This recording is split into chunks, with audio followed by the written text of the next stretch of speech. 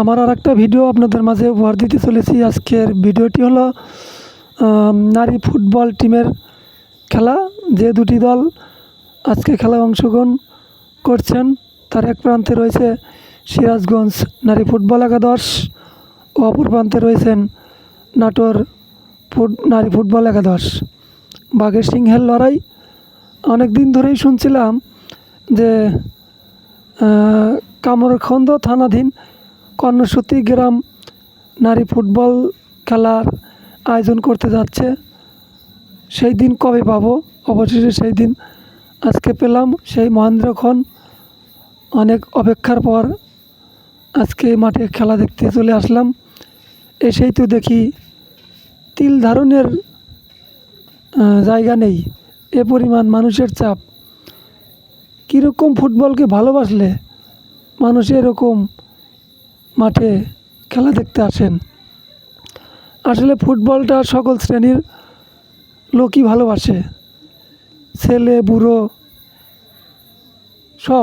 সব ধরনের লোক ফুটবল খেলাটা বোঝেন। তাই ফুটবল খেলাটাকে একটু উপভোগ করার জন্যই আজকে বিকালবেলা কর্ণসূতি মাঠে এসে সবাই হাজির হয়েছেন।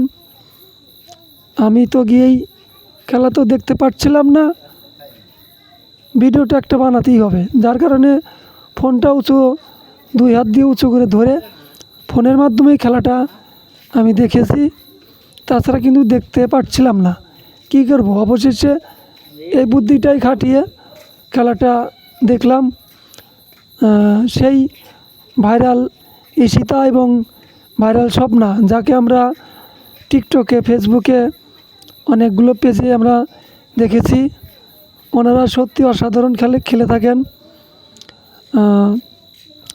যাই হোক, আমাদের সিরাজগঞ্জের গর্ব, এনাদের মতো খেলোয়াড় সিরাজগঞ্জে জন্ম হয়েছে, যার ফলে আমরা সুন্দর সুন্দর মুহূর্ত, সুন্দর সুন্দর খেলা উপভোগ করতে পারছি।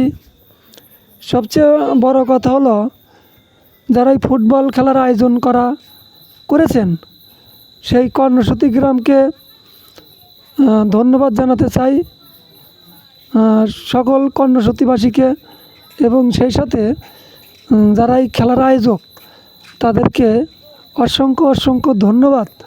যেরকম একটা খেলার আয়োজন করার জন্য ক্ষণিকের জন্য মানুষ একটু বিনোদন পাচ্ছে। আসলে ফুটবল খেলাটা যদি বেশি বেশি হতো, এরকম বিনোদন মাঝে মাঝে করা যদি যেত, তাহলে মানুষের ভিতরে যে একটা অপরাধ প্রবণতার ছাপ থাকে সেটা কিন্তু অনেক অংশে কমে যেতে পারে। এরকম বিনোদন দরকার আছে, এরকম খেলাধুলারও দরকার আছে। তাই সকলকে ধন্যবাদ। ভিডিওটি ভালো লাগলে শেয়ার করবেন।